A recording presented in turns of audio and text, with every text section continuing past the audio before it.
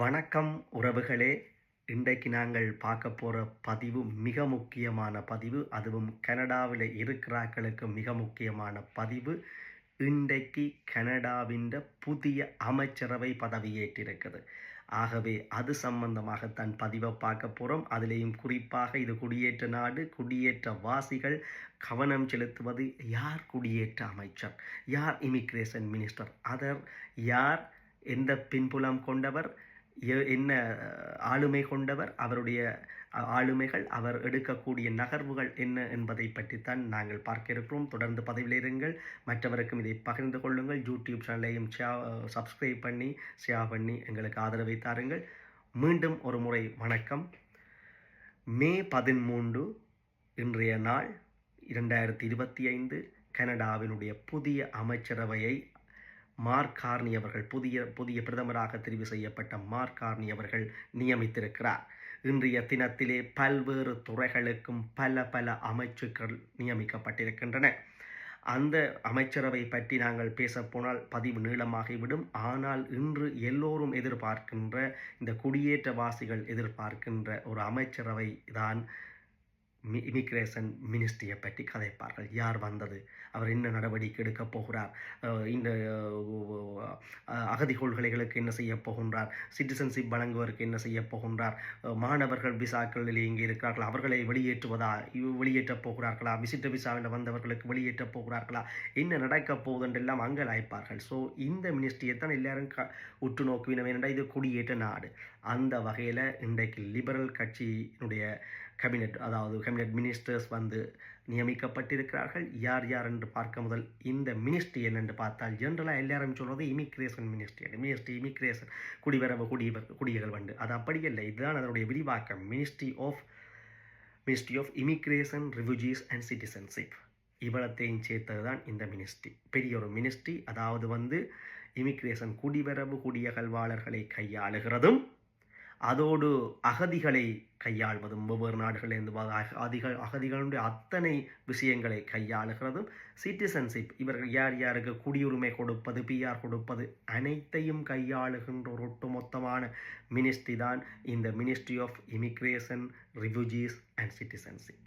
இந்த பிரதானமான மினிஸ்ட்ரிக்கு, இது ஒரு குடியேற்ற நாடு, யார் மினிஸ்டராக நியமிக்கப்பட்டிருக்கிறார் என்றால், ஆனரபிள் மதிப்பார்ந்த லீனா மெட்லெச் டேப் அவர்கள். இவர் என்ன பின்புலம் கொண்டவர், இந்த பெண்மணி, இவர் ஒரு பெண்மணி, இவரை பற்றி ஆராய்வோம். ஆகவே லீனா மெட்லெச் டயப் அவர்கள் வந்து நோவா ஸ்கோட்டியா அந்த மாகாணத்தைச் சேர்ந்தவர். அங்குதான் போட்டி போட்டு லிபரல் கட்சி சார்பாக போட்டி போட்டு வென்று பாராளுமன்றத்துக்குள்ளே நுழைந்திருக்கிறார். ஆகவே இவர் எப்போது பிறந்தார் என்றால், ஆகஸ்ட் 17 1965 பிறக்கின்றார். இவர் பிறந்த ஆண்டை நான் சொல்லியிருக்கின்றேன். இவர் எந்த மாகாணத்தை கனடாவிலே பிரதிநிதித்துவப்படுத்துகிறார் என்றால், நோவா ஸ்கோட்டியா என்கின்ற ஒரு சிறிய மாகாணம், ஒரு அழகான சிறிய மாகாணம்.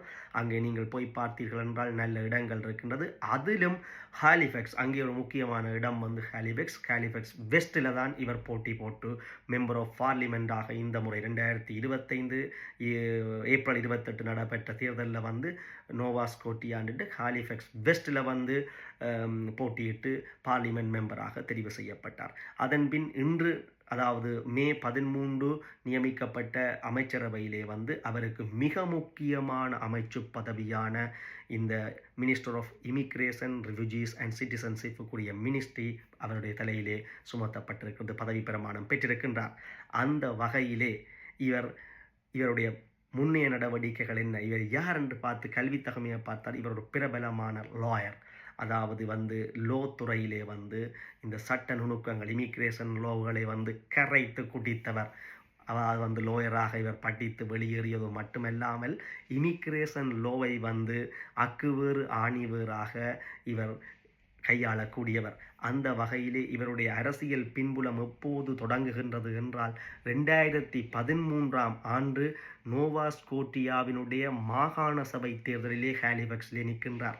அங்கே வெற்றி பெறுகின்றார். இவருடைய அரசியல் பிரவேசமானது 2013 தொடங்குகின்றது. 2013 நோவா ஸ்கோட்டியாவின் ஒரு மாகாண சபை உறுப்பினராக உள்வாங்கப்பட்டு 2013 தொடக்கம் 2015 மினிஸ்ட்ரி ஆஃப் ஜஸ்டிஸ், அதாவது அங்கே சமாதான அமைச்சர், அதாவது நீதி அமைச்சர், அந்த மாகாணத்தின் நீதி அமைச்சாக கூட அவர் பொறுப்பில் இருந்திருக்கின்றார்.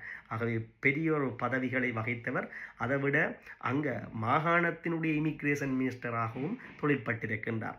ஆகவே ஒரு லாயரை தாண்டி அவர் அந்த இமிகிரேஷன் விஷயங்களை கையாளக்கூடியவர், நீதித்துறையை தெரிந்து கொண்ட கரைத்து குடித்தவர். அதனால் நோவா ஸ்கோட்டியாவினுடைய மாகாணத்தினுடைய நீதி அமைச்சு பொறுப்பையும் பிறகு பின்னாட்களில் இமிகிரேஷன் மினிஸ்டராகவும் மாகாணத்தின் இமிகிரேஷன் மினிஸ்டராகவும் தொழிற்பட்டதன் காரணமாக அவரை இப்பொழுது இந்த 2025 பாராளுமன்ற மெம்பராக தெரிவு செய்யப்பட்டதன் பின்னர் இந்த அமைச்சரவையிலே இந்த அனுபவங்களை எல்லாம் கொண்டிருப்பதன் காரணமாக மார்க் கார்னி அவர்கள் அவரை புதிய இமிகிரேஷன் மினிஸ்டராக நியமித்திருக்கிறார்.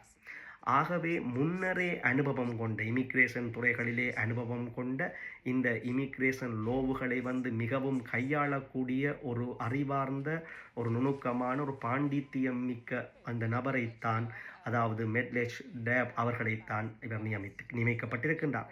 இவர் இலகுவாகவே இமிகிரேஷன் கொள்கைகளை விளங்கக்கூடியவர்.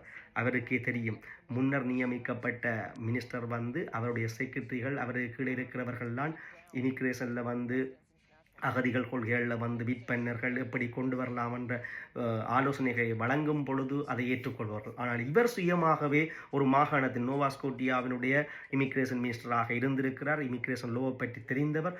ஆகவே இவர் தன்னிச்சையாகவே தானே இந்த நாட்டினுடைய நன்மைகளை கருதி இமிகிரேஷன் லோவுகளை வகுக்கக்கூடியவர். இந்த மிக முக்கிய அமைச்சினூடாக இவர் இமிகிரேஷன் சம்பந்தமான கொள்கைகளை வகுத்து அதை பிரதமர் மார்க் கார்னி அவர்களுக்கும் ஆலோசனைகளை வழங்கக்கூடிய வல்லமை. ஆகவே இன்றிலே இருந்து என்ன கொள்கைகளை வகுக்கப் போகிறார்கள் இந்த ஆண்டுக்குள்ளே, அதாவது அகதிகள் கொள்கை, முதலே அகதிகளை எத்தனை பேரை உள்வாங்குவது, பிஆர் கொடுப்பது, நிராகரிப்பதா, வேலைக்கு துரிதமாக கேசுகள் எடுக்கிறதா என்றதெல்லாம் இவற்றை கையிலான இனி தங்கியிருக்க போகுது இமிகிரேஷன் மினிஸ்டரில். இதுக்கு இந்த அமைச்சுக்களால் எல்லாம் நடக்க போகுது. யார் யாருக்கு பிஆரில் பெண்டிங்கில் இருக்குது குயிக்காக கொடுத்து முடியுங்க என்றதெல்லாம் இவர் தான் செய்ய போகின்றார்.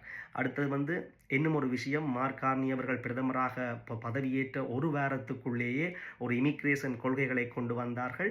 அதாவது கனடாவில் இருக்கிற மொத்த சனத்தொகையின் 5% இன்டர்நேஷ்னல் ஸ்டூடெண்ட்ஸையும் ஒர்க்கர்ஸையும் இன்டர்நேஷ்னல் டெம்பரரி ரெசிடென்ட் ஒர்க்கர்ஸையும் மெயின்டைன் பண்ணுவதாக, அதை பராமரிப்பதாக. ஆகவே இந்த கொள்கைகளை எப்படி கையாளப் போகிறார்கள்? முதலே இன்டர்நேஷ்னல் ஸ்டூடெண்ட்ஸால் அதிக பிரச்சனைகளை எதிர்கொண்டிருக்கிறது நாடு. ஆகவே இமிகிரேஷன்ஸ் கூடித்தான் அந்த கனவேர்திக்க குடி வந்தபடியாத்தான் இந்த நாட்டில் இவ்வளவு பொருளாதார சிக்கல் வந்ததுன்றத ஒரு பிரச்சனையும் இருக்குது. அதைத்தான் கன்சர்வேட்டிவ் கட்சியும் பிரதான ஒரு தேர்தல் உத்தியாக பிரச்சாரம் மேற்கொண்டது. ஆகவே இந்த நிலைமையில மார்க் கார்னி அரசாங்கம் முதல் 5% குறைவாகத்தான் இன்டர்நேஷனல் ஸ்டூடெண்ட்ஸையும் இன்டர்நேஷனல் ஒர்க்கர்ஸையும் பராமரிப்போம் என்று அறிவிக்கப்பட்ட நிலையில இப்ப இவர் பொறுப்படுத்திருக்கிறார். இந்த இமிகிரேஷன் லோவை விற்பனர், இந்த அதில் இருக்கிற விற்பனர் பொறுப்படுத்திருக்கார். ஆகவே பார்ப்போம் இன்டர்நேஷ்னல் ஸ்டூடெண்ட்ஸை எப்படி டேக்கெட் பண்ண போயினோம், இருக்கிறாக்களை பிஆர் கொடுக்காம இல்லை பிஆர் நிராகரிக்கப்பட்டாக்களை எப்போ வெளியேற்ற போயினோம், இனி எடுக்க போகிற இன்டர்நேஷ்னல் ஸ்டூடெண்ட்ஸ் தொகை எவ்வளவு, இனி எடுக்க போகிற ஒர்க் பெர்மிட் தொகை எவ்வளவு, இனி எடுக்க போகின்ற ஹை குவாலிஃபிகேஷனுடைய எக்ஸ்பிரஸ் இந்தியான ஆக்கள் எவ்வளவு, இருக்கிற ஆக்கள் இனி எத்தனை பேருக்கு பிஆர் கொடுக்குறது, உள்ளுக்குள்ள அகதி தஞ்சம் கோர்னாக்களில் இனி எத்தனை பெர்சன்டேஜ் எடுக்கிறது, எல்லாம் பெர்சன்டேஜ் வைஸ் தான். எல்லாரும் கொடுத்த எல்லாருமே அப்படியே பிஆர் சிட்டிசனாக இல்லாமல் இல்லை. ஆக்களில் இப்போ அவன் குடியேற்ற நாடுகளில் கடும் கண்ட்ரோலை கொண்டு வர போகிறாங்க. அதுக்குரிய கொள்கை வகுப்பாக்கங்களை இந்த புதிய அமைச்சினூடாக இந்த புதிய மினிஸ்டர் பரிந்துரைகளை மேற்கொள்வார் அரசாங்கத்துக்கு. அதன் அடிப்படையில் அகதியாக ஆக்கள் முன்னரே நிராகரிக்கப்பட்டாக்களை வெளியில் அனுப்புறதை துரிதகதியில் எடுக்க போயினமா, அல்லது முதலே கேஸ் பெண்டிங்கில் இருக்கிற அவ்வளோ பேரையும் படக்கண்டு நிராகரி அல்லது கொடுக்க வேண்டியாக்களுக்கு கொடுத்து முடி எல்லாம் செய்ய போயினமா, அல்லது பிஆர் பெண்டிங்கில் இருக்கிறார்களுக்கு வேலைக்கு பிஆரை கொடுத்து முடிக்கிற துரிதப்படுத்துகிற விடயங்கள் விடயங்கள். அடுத்தது வந்து சிட்டிசன்ஷிப்புக்கு வெயிட் பண்ணியிருக்கிறார்களுக்குரிய கொள்கைகள், அதாவது முதலே சிட்டிசன்ஷிப் எடுக்கிறதுக்குரிய ஒரு கொள்கைகள் இருக்கும். எத்தனை வருஷம் இருந்தாக்கள் அப்ளை பண்ணலாம், அந்த பாடங்கள் எடுத்து படித்து முடிக்கிறது இதெல்லாம் இருக்குது. இதுகளில் ஏதாவது புது கொள்கைகள் மாறப்போகுதா? ஏனென்றால் யூகேயிலே பரவிச்சிருக்கிற புதுசாக 10 வருஷம் யூகேயில் இருந்தால் தான் சிட்டிசன்ஷிப்புக்கு அப்ளை பண்ணலாம். ஆனால் கனடா வந்து மிக குறைந்த காலத்திலேயே நீங்கள் சிட்டிசன்ஸ் ஆகிடலாம், குடியுரிமை பெற்றலாம். ஆனால் இதுகள்லையும் இனி காலப்போக்கில் மாற்றம் பெறப்போகுதான்றதை பார்க்கணும். ஏனென்றால் அண்டை நாடு அமெரிக்காவில் இமிக்ரேஷன் கொள்கை மாறிட்டுது, யூகேயில் இமிக்ரேஷன் கொள்கை மாறிட்டுது, யூரோப்பிலேயும் இமிக்ரேஷன் கொள்கைகள் மாறிக்கொண்டிருக்கிற நேரத்தில் கனடா அப்படியே வச்சிருக்காது. ஆகவே இந்த குடிவரவு குடியகல்வு விஷயங்களை வந்து இமிக்ரேஷன் லோவை வந்து கற்று தெளிந்த, அதிலே பாண்டித்தியம் பெற்ற, அதிலே மினிஸ்டராக மாகாண மினிஸ்டராக முதலே இருந்த இந்த லீனா மெட்லெச் டேப் அவர்கள் என்ன செய்ய போகிறார், என்ன கொள்கை வகுப்பாக்கங்களை அரசிலே பரிந்துரைக்கப் போகின்றார், அதெல்லாம் அமுலுக்கு வருமா என்பதெல்லாம் இனித்தான், இன்றைக்குத்தான் அமைச்சரவையே தொடங்கி இருக்குது, இனித்தான் வெட்ட வெளிச்சமாக தெரிய போகிறது, நியூஸில் வரப்போகுது, அமைச்சரவை அறிவிப்புகள் மூலம் தெரிய வரப்போகிறது. ஆகவே தொடர்பில் இருங்கள். தொடர்ந்தும் புதிய அமைச்சர் என்ன இமிக்ரேஷன் சம்பந்தமாக அகதிகள் கொள்கைகளை மற்ற கொள்கைகளை எல்லாம் வகுக்கப் போகிறார் என்பதை பார்ப்போம். முக்கியமாக எல்லாருக்கும் நெஞ்சு பதறது விசிட்ட விசாக்காரர் வந்து நாங்கள் இங்கே வந்து ஒர்க் பெர்மிட்டாக சில பேர் கொஞ்சம் பெர்சன்டேஜ் 1% ஆக்கள் ஒர்க் பெர்மிட்டாக மாற்றி வச்சிருக்கிறோம். கொஞ்சம் பேர் வந்து ஸ்டடி பெர்மிட்டண்டு அது 1% இல்லை அதுக்கு மாற்றி வச்சிருக்கிறோம். ஆகவே முதலே சொல்லி போட்டால் 5% விட குறைக்க போகிறோம்னு. அப்போ இவைக்கு என்ன நடக்க போது, அடுத்தது வந்து கேஸ் கொடுத்து அகதிகளாக இருந்து இருக்கிறார்களுக்கு இப்போ கேஸ் எடுக்க போயினோம், எத்தனை பேர் அதில் வடிகட்டி உள்ளுக்கு எடுக்க போயினோம், எத்தனை பேர் வெளியில் அனுப்ப போயினோம்ன்றதெல்லாம் இனித்தான் இவர் வந்ததுக்கு பிறகு ஒரு புதிய அமைச்சர் புதிய அமைச்சரவையிலிருந்து புதிய இமிக்ரேஷன் கொள்கைகளை வகுப்பாக்கம் செய்வார். அதுதான் அமுல்படுத்தப்படும் இந்த இனி வருகின்ற காலங்களுக்கு. ஆகவே பொறுத்திருந்து பார்ப்போம் என்ன கொள்கைகளை வெளியிடப் போகிறார்கள், என்ன புது கொள்கைகள் வரப்போகின்றது என்று பார்ப்போம். தொடர்ந்தும் தொடர்பிலிருங்கள். இந்த யூடியூப் சேனலை வந்து சப்ஸ்கிரைப் பண்ணுங்கள். அடுத்து வந்து இந்த தகவல்களை மற்றவர்களும் உடனுக்குடன் அறிந்து கொள்வதற்கு ஷேர் பண்ணுங்கள், உங்களுடைய உறவுகள் அறிந்து கொள்வதற்கு இலகுவாக. நன்றி, வணக்கம். மீண்டும் ஒரு நல்ல பதிவினூடாக சந்திப்போம்.